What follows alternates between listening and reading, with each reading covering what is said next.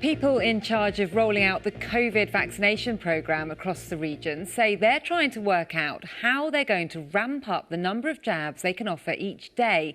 It follows the announcement by the Prime Minister yesterday that everyone over the age of 18 will be offered their COVID booster by the end of December. That means doubling the number of booster jabs given daily. We've already seen people waiting more than 4 hours for a walk-in and internet booking systems not working. Bryony Leyland sent this report from a vaccination centre in Southampton.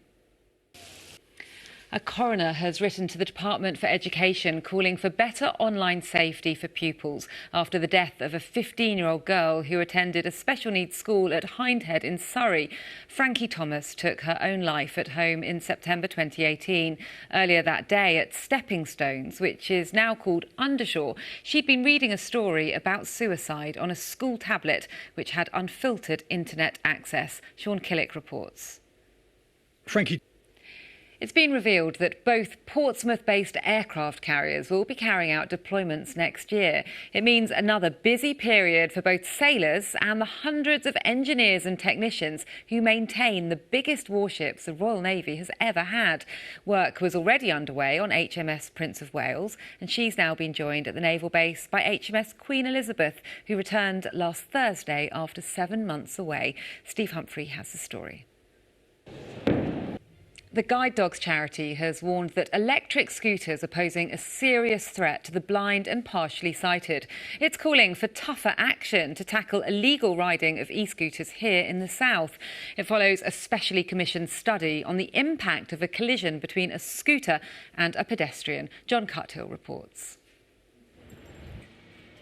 Now, Lewis Coombs is here with the sport, and what a weekend for fans of F1. In fact, anybody, because it was just brilliant. Formula One definitely was exciting. Whether you agree how it ended or not is another matter, but it was very, very brilliant. And for the people that work at Red Bull in Milton Keynes as well, what an achievement. So much work goes in behind the scenes. So fantastic celebrations in Abu Dhabi, but equally celebrated in Milton Keynes.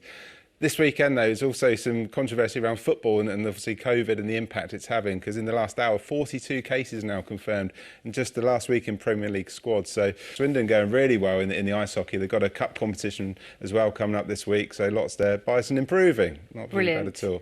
Now, Lewis, any Strictly fans in your household? Plenty of Strictly fans, yeah, just the three I live with. No, there's not random people like Strictly, yeah, but both and who's my their daughters. favourite?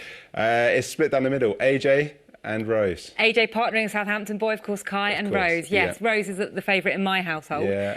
And her success on Strictly Come Dancing has inspired many in the deaf community and beyond. Among the fans of Rose Ayling-Ellis are pupils at a Hampshire school who incorporated sign language into their annual nativity performance today. The children at Alton Infants have been learning to sign specially. Sophia Seth went to see the final preparations.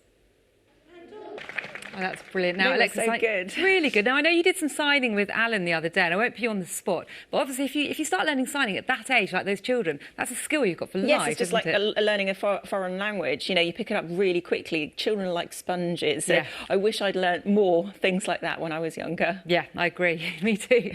We've How's got a lot of today? cloud in the forecast. Yeah, let's take a look at the weather.